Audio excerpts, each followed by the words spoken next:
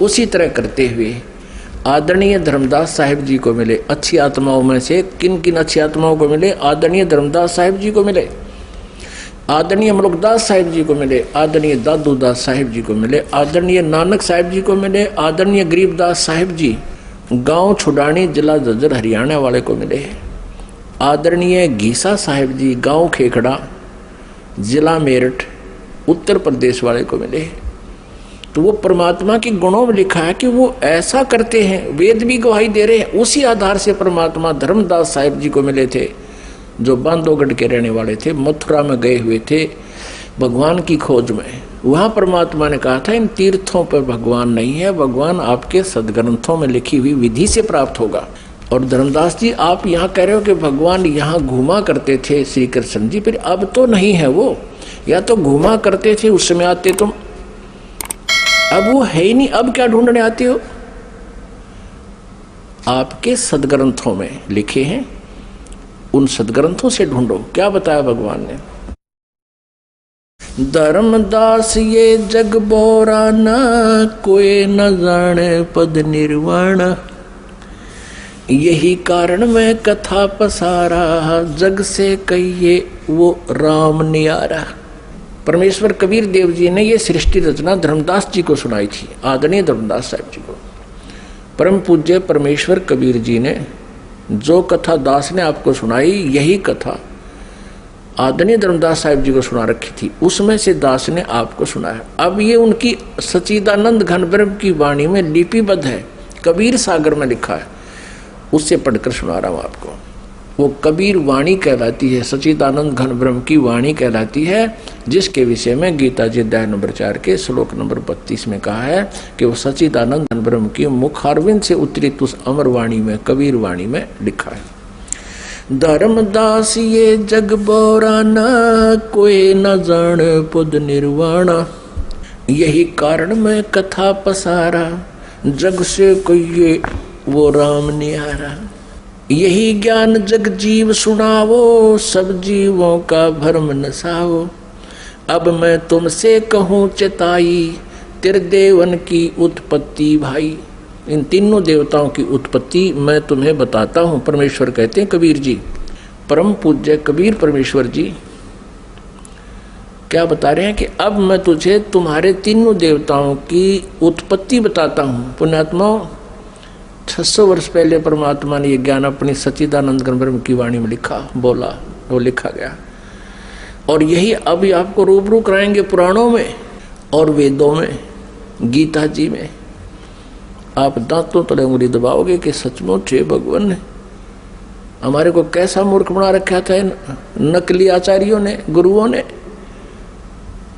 हमें हमारे सिलेबस से भी परिचित नहीं कराया इन अध्यात्मी गुरुओं ने। हमारा सिलेबस है, हमारे सदग्रंथ है, इनके विरुद्ध जो ज्ञान सुना जाता है वो शास्त्र सिलेबस के विरुद्ध है, शास्त्र विरुद्ध है। अब मैं तुमसे कहूँ चिताई, त्रिदेवन की उत्पत्ति भाई।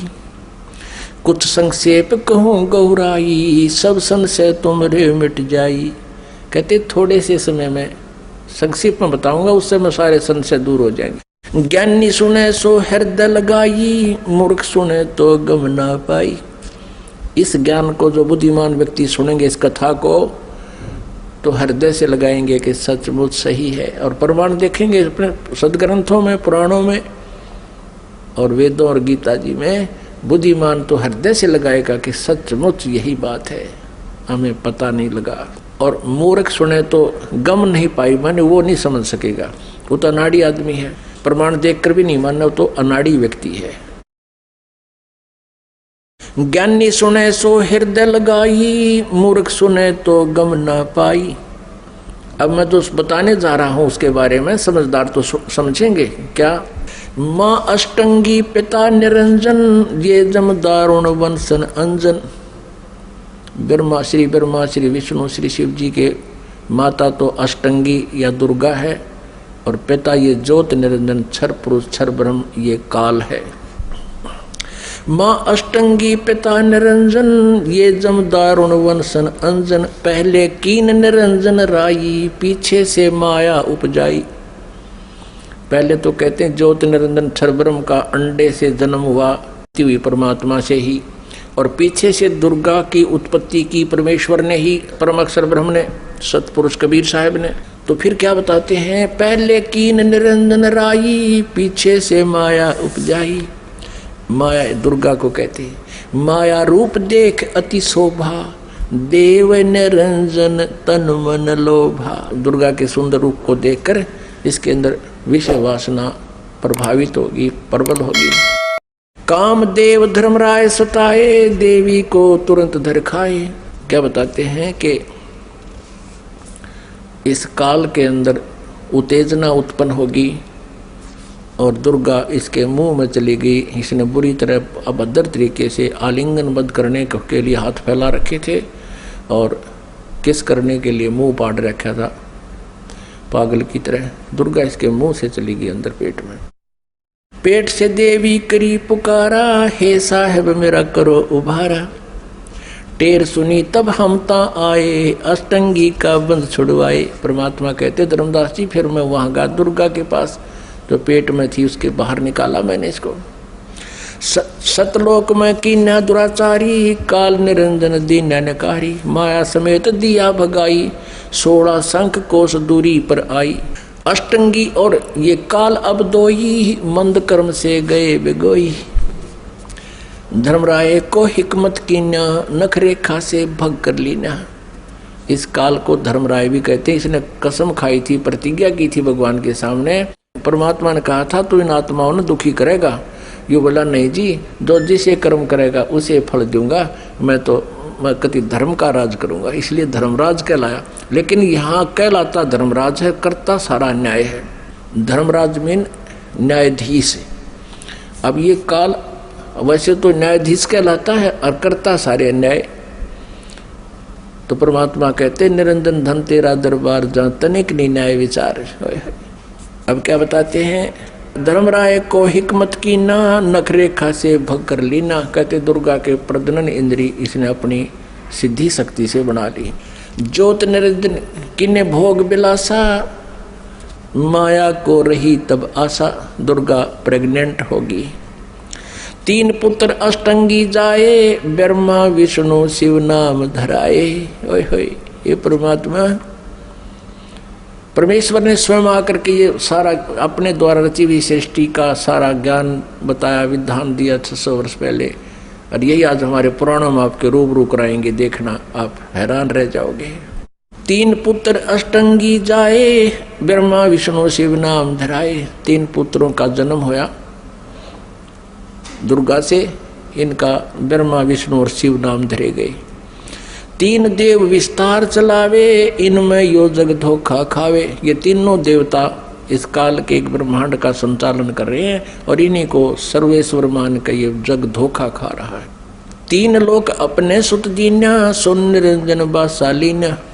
3 लोक, पृथ्वी लोक, स्वर्ग लोक और नीचे पाताल लोक, ये तीनों लोक अपने पुत्रों को देकर ये स्वयं शून्य में, शिखर में, एकांत स्थान पर गुप्त रहता है। गीता जी अध्याय नंबर 7 के श्लोक नंबर 24 और 25 में स्वयं कहता है, श्री कृष्ण में बोल रहा है ये काल प्रवेश करके।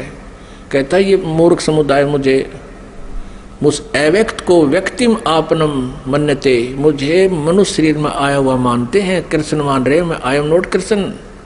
और ये कहता है कि मैं कभी किसी के समक्ष नहीं आता, ये मेरा अनुत्तम यानी घटिया नियम है मेरा। अब जो भगवान, अब जो पिता पुत्रों के भी सामने नहीं आता, उनसे भी छुप के रहता है, तो उसमें कोई दोष है, वो अच्छा नियम नहीं है उसका।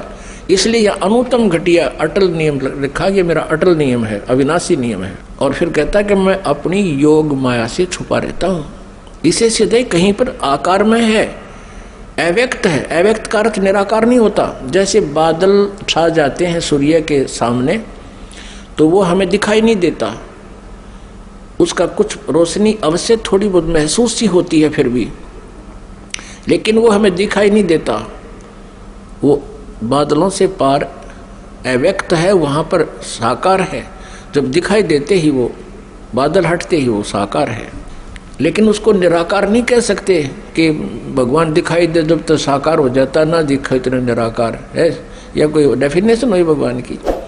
वो साकार ही है पर हमें नहीं दिखता, वो अलग बात है। उसको अव्यक्त कह सकते हैं, जो दिखाई ना देता। हम देख नहीं पा रहे इसको, वो अलग बात है।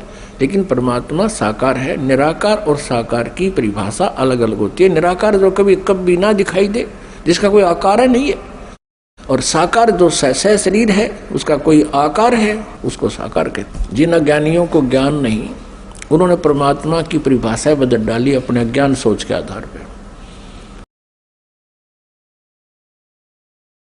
हमारा वीडियो आपको पसंद आया तो लाइक करें, कमेंट करें, शेयर करें। गुरु रियल गॉड यूट्यूब चैनल को सब्सक्राइब अवश्य करें।